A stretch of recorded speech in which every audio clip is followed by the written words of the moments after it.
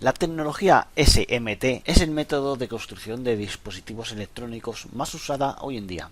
Eso se debe a que cada vez los dispositivos necesitan ser más pequeños y con grandes rendimientos. La tecnología de montaje en superficie requiere de elementos de montaje superficial, que son elementos que sueldan directamente a la placa impresa sin la tecnología de agujeros pasantes. Pero esta tecnología no suele estar fuera de la avería. Y es que la nanotecnología avanza a pasos agigantados, y de acuerdo a la ley de Moore, cada 2 años el número de transistores en un microprocesador se duplica. Por lo tanto, también se calientan más al tener más concentraciones de elementos y menos superficie de disipación.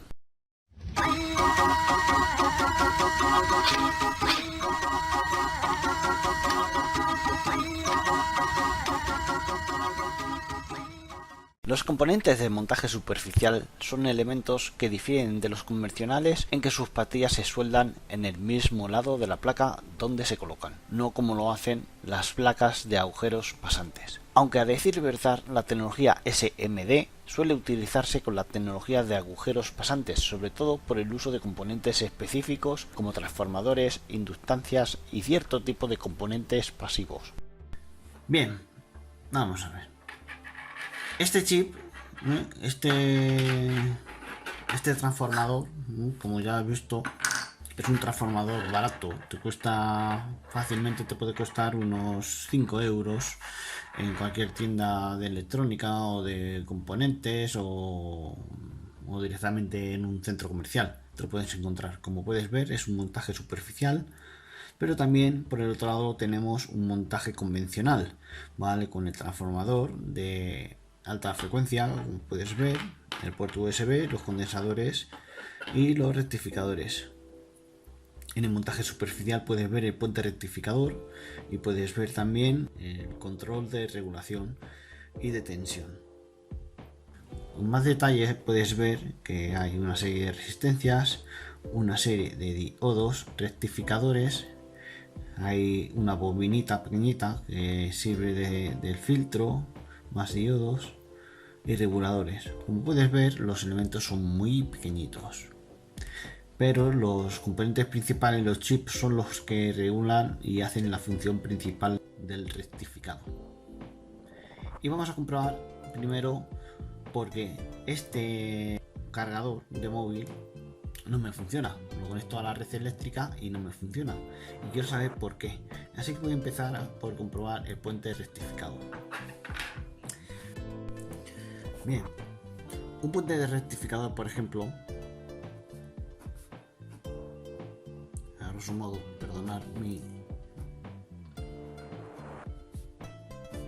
esquemática.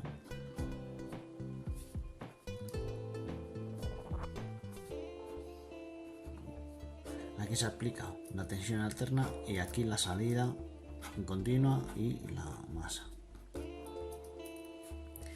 Este es el positivo. Cuando por aquí llegue positivo en este diodo, va a conducir el semiciclo positivo de la señal alterna, y cuando llegue por este otro lado lo conducirá por este diodo. Sin embargo, los negativos, cuando este sea negativo, conducirá este diodo, y cuando este sea negativo, conducirá este diodo. Perdón, me he equivocado. Así. Bien, las pinzas del multímetro, lo he puesto en escala de diodo, como puedes ver. Las pinzas del voltímetro simulan una fuente de tensión. Cuando se cortocircuita dicha fuente, pues pita. Vale.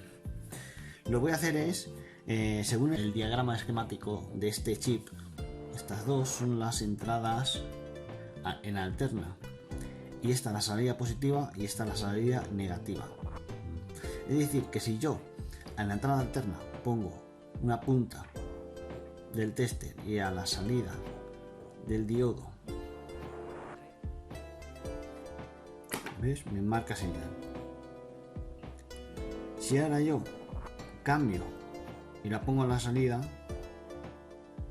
como ahora estoy polarizando inversamente el diodo, pues no se tiene que mostrar el número ninguno, como estoy viendo. Vale, y ahora utilizo la otra pastilla alterna. Como puedes ver, igual, se me marca porque ahora estoy por el otro diodo positivo. Si cambio, no se me muestra. Así que la salida positiva, los dos diodos positivos están bien. Vamos a cambiar el sentido. Ahora el negativo a la alterna y el positivo. No se aplica y no pasa señal porque el diodo está polarizado inversamente. Aplico también al otro terminal alterno y tampoco se me muestra señal. Y si cambio el sentido al otro diodo, en uno si se me muestra, y cambio, compruebo que los dos entradas, los dos diodos negativos también están bien. Muy bien, pues entonces hemos comprobado que el puente rectificador está bien. Detectar fallas en un circuito de componentes no es una tarea fácil, no es como seleccionar un componente y saber qué es ese componente el que está fallado. Muchas veces puedes ver que el componente se ha quemado, que sus pastillas se han desoldado, pero en este caso no vemos ninguna falla, por lo que nos queda comprobar paso a paso los elementos, que es la tarea más dura y ardua que tiene el técnico en electrónica. Esto es un filtro, ¿vale? Que es la bobinita esta que tiene aquí del filtro pasabajos. Por tanto pita porque claro, es un filtro. Este es el condensador, que como puedes ver no pita. Bueno, esto es un fusible, que los fusibles debería de pitar porque tiene muy baja resistencia. ¿Ves? Tiene que pitar en los dos sentidos. Vale, el fusible está bien. Vamos a comprobar las resistencias. Mira, las resistencias son muy curiosas porque en las resistencias, voy a utilizar una lupita para que se vea bien, puedes ver los valores que ponen. Por ejemplo, aquí en esta resistencia pone 2004. El 4 es la unidad, es de 200k ohmios, y si tapo eso pues no lo veis. Como puedes ver, la lectura es muy aproximada. Voy comprobando componentes uno a uno.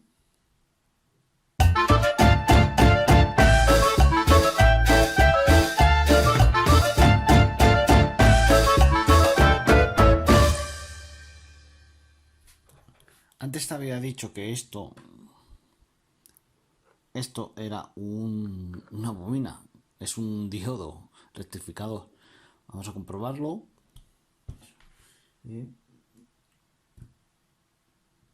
Si en un sentido no conduce, pruebas con el otro. Y correcto, aquí tenemos. Bueno, pues ya hemos comprobado todos los componentes y están todos bien. Por lo tanto, nos queda comprobar el regulador. El ATC9501 es un chip de montaje superficial que según su fabricante es un chip de control de realimentación primario tríodo, o dicho de otro modo, control de voltaje y corriente constantes. Y el chip tiene todos los extras como protección por sobretensión, realimentación en bucle abierto, voltaje de compensación de línea por salida ajustable, etcétera, etcétera.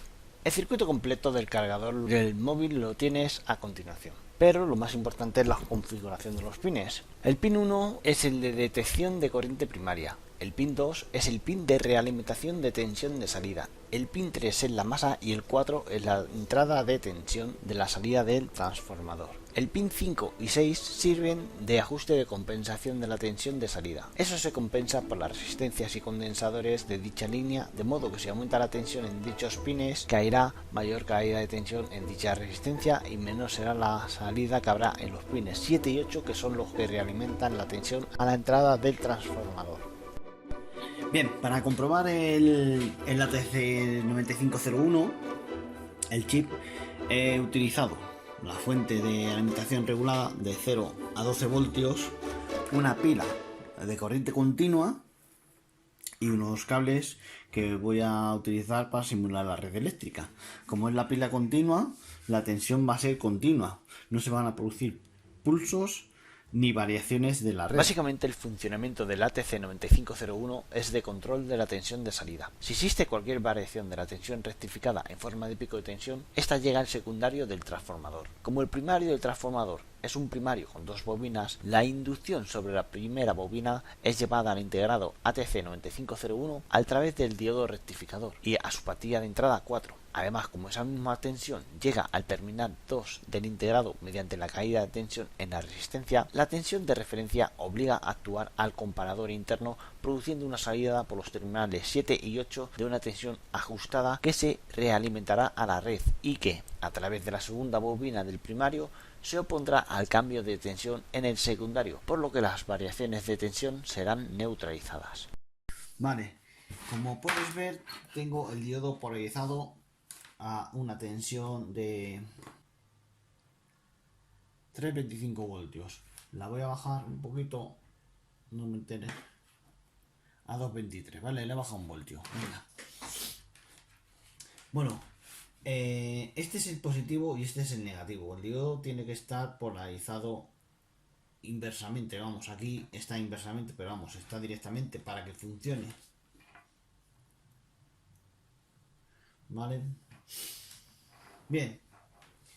El chip, ¿cómo comprobamos el chip? El chip se tiene que comprar de la forma de que entre la masa y el pin 4 y la salida del pin 7 y 8 se aplique tensión. Por ejemplo, si yo pongo en el 7 y 8 una punta del voltímetro y a masa, me va a dar la tensión de alimentación del diodo, vamos, del circuito. Puedes ver 2,7, ¿vale? Que más o menos es la tensión de alimentación de la fuente regulada. Pero si lo pongo en el pin 4,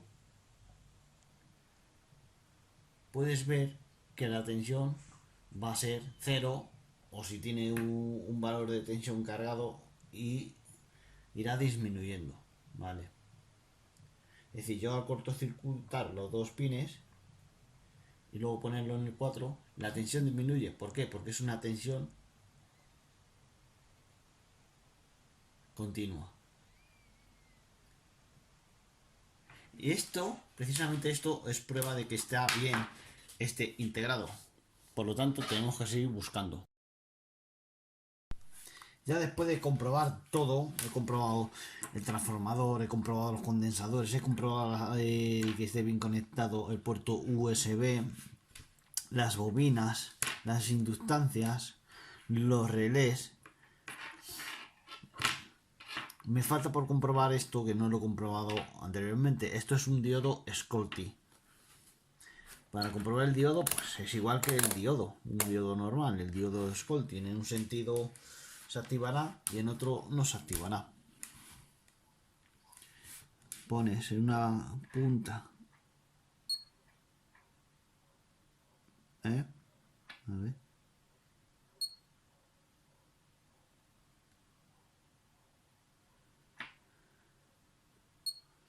no debería de pitar y leer. Vamos a cambiar el sentido. Vaya, mira.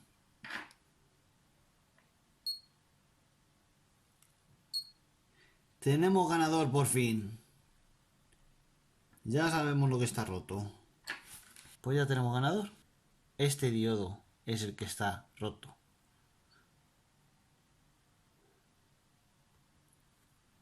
Este diodo Schottky es un diodo convencional rectificador, pero que se diferencia de los habituales en la frecuencia, ya que este rectificador trabaja a alta frecuencia. En el circuito, el diodo en cuestión es este de aquí. Si se produce un fallo de conducción en dicho diodo, la corriente dejará de circular por el circuito de salida y dejará funcionar, por tanto, el cargador. Bueno, voy a dejarlo aquí. Has podido comprobar las técnicas usadas para la resolución y búsqueda de fallos en un circuito, y también te has familiarizado con los componentes y la técnica de montaje superficial. Espero que te haya servido de algo y recuerda compartir, y si te ha gustado dame un like. Gracias y hasta el siguiente vídeo. Recuerda darle a la campanita para mantenerte al día de las novedades y vídeos que suba tanto a la página web como YouTube. Y por cierto, si quieres proponer temas para futuros vídeos, no lo dudes, deja el mensaje. No hay restricciones, ni límites. Sorprendedme. Retadme. Desafiadme.